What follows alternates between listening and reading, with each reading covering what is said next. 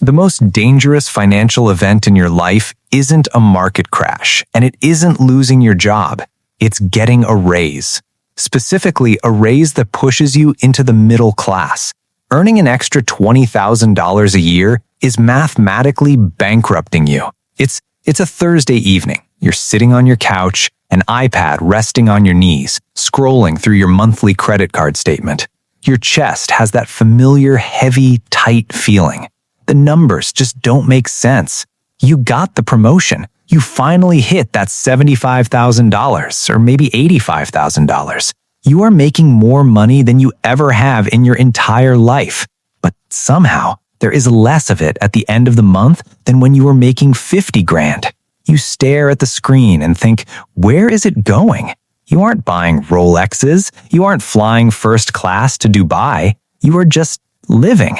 But the math is entirely unforgiving. That's the illusion. We are culturally conditioned to believe that a higher income automatically equals financial security. It doesn't, because nobody warns you about the invisible tax of middle-class expectations. The system is highly optimized to extract that new income before it ever hits a savings account. I fell for this exactly. I hit $75K a few years ago and thought it meant I was finally allowed to lease a German car. I walked into the dealership feeling like I'd won a prize. I drove out with a $450 monthly anchor chained to my neck. I traded my ultimate freedom, my ability to walk away from a bad job, for leather seats and a steering wheel badge. I thought I was upgrading my life, but I was just raising my baseline of stress. You clear an extra $1,160 a month after taxes, but you add a $400 nicer apartment because you need the space. You add that $450 leased SUV, and suddenly you're dropping $400 extra on Uber and organic groceries because you're working harder now and you deserve the convenience. You just upgraded your life by $1,250 a month. You got a $20,000 raise, and you are mathematically poorer than you were before the promotion. And this is where the psychological stuckness takes root. You are trapped in a prison of your own comfort. You can't downgrade the apartment without feeling like a failure. You can't give back the car without admitting defeat to your peers. You have permanently raised your cost of existing, but your savings rate has actually gone backward. It's exhausting. You are running faster on the treadmill just to stay in the exact same place. When you cross into the middle-class bracket, the economy shifts its marketing crosshairs directly on your forehead. The algorithms know your demographic. They know you have disposable income now. But more importantly, they know you have a higher credit limit. Psychologically, they are weaponizing your ego. Your brain naturally looks for external validation of your internal progress. You want your outside life to match your inside success. So when you see your peers upgrading their lives, the Instagram stories of the new house, the aesthetic matching luggage, the overpriced dinners, your amygdala fires up. This isn't an accident. It's a design feature. The system is perfectly fine with you feeling exhausted by your new job, because an exhausted mind is highly susceptible to the convenience economy. You aren't just turning your brain off, they are systematically blinding it. You aren't just buying organic groceries or a nicer car. You are paying a premium to signal to the tribe that you belong in this new socioeconomic tier. There is a devastating long-term cost to this middle-class signaling. If you had taken just half of that raise, $580 a month, and instead of inflating your lifestyle, you just pretended you didn't get it.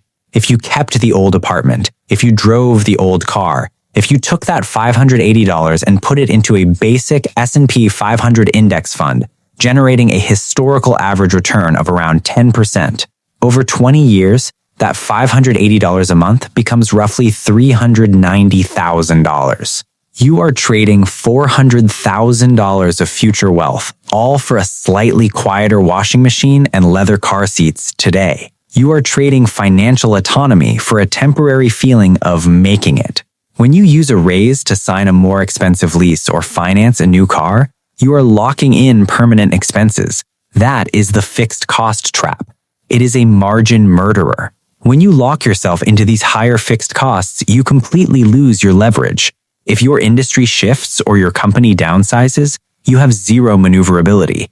You need that $75,000 job just to keep the lights on. If your boss schedules an unexpected Friday 5 p.m. meeting and starts raising their voice, you have to just sit there and take it because you have no cushion. You need that next paycheck desperately just to cover the minimum payments on your new life. You traded your ultimate freedom for a slightly softer couch, and now the system owns you. You don't survive this trap by budgeting harder. You survive it by shifting your narrative around what a raise actually is. Right now, the middle class believes that a raise is a coupon for a better lifestyle. We think that making more money means we are legally required to spend more money. Here is what that upgraded lifestyle actually buys you. It buys you a higher baseline of anxiety. It buys you the pressure of maintaining a facade. It buys you the exact same miserable traffic jam on the way to work, just inside a slightly quieter cabin. The truly wealthy don't view earned income as spending money. They view earned income as capital to buy assets. When their income goes up, their lifestyle stays exactly the same for years. They use the gap, the margin between what they earn and what they spend, to buy investments that eventually pay for the luxuries. They are getting richer while everyone else is just looking richer. True luxury isn't a premium car lease. True luxury is having options. True luxury is the physical sensation of calm when your industry takes a hit because you know your living expenses are so low that you could walk away tomorrow and be perfectly fine. When you get a raise, you do not upgrade your life. You upgrade your investments. You wait. You delay the gratification. You let the compound interest do the heavy lifting. You can still buy the nice things, but you buy them 5 years later using the profits of your raise, not the raise itself. We are constantly sold this idea that success is something you wear or drive or live inside of. That if you aren't immediately upgrading your surroundings when you get more money, you're somehow failing to enjoy your life. It's a lie. It's an invisible tax specifically engineered for the middle class. The reality is that a good financial life is incredibly quiet. It's built on the boring, rational decision to remain a little uncomfortable on the outside so you can be completely secure on the inside. It's built on realizing that you don't have to participate in the lifestyle Olympics just because you finally qualified for the team. The promotions will happen, the paychecks will grow, but when the direct deposit hits, the system will be waiting to take it right back. You get to choose which direction that money flows. Enjoy your success. Just don't let it bankrupt your future.